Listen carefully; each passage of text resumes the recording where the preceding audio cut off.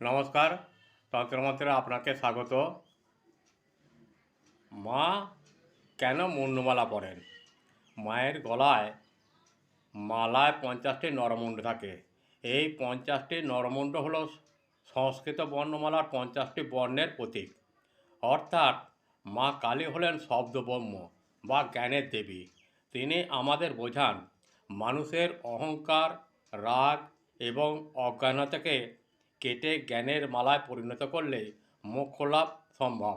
এটি কোনো ভয়ের প্রতীক নয়, এটি জ্ঞানের প্রতীক। তাই মা কালীকে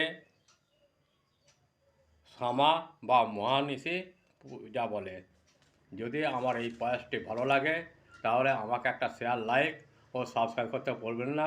যারা আমাকে সাবস্ক্রাইব করেছেন তাদের উদ্দেশ্যে জানাই আন্তরিক ভালোবাসা ও বড়দের প্রণাম।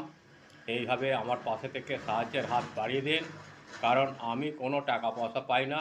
অনেক বইপত্র কিনতে হয় ও বহু পরিশ্রম ব্যয় করতে হয়। আপনাদের একটি সাবস্ক্রাইব আমাকে একটু আলোর দিশা দেখাতে পারে, তাই অনুরোধ, সাহায্যের হাত বাড়িয়ে দিন। শেষে বলি, মা তারা, ঠাকুর রামকৃষ্ণ, মা সারদা, বাবা বামদেব সকলকে ভালো রাখুন, সুস্থ রাখুন। নমস্কার, ভালো থাকবেন, ভালো রাখবেন।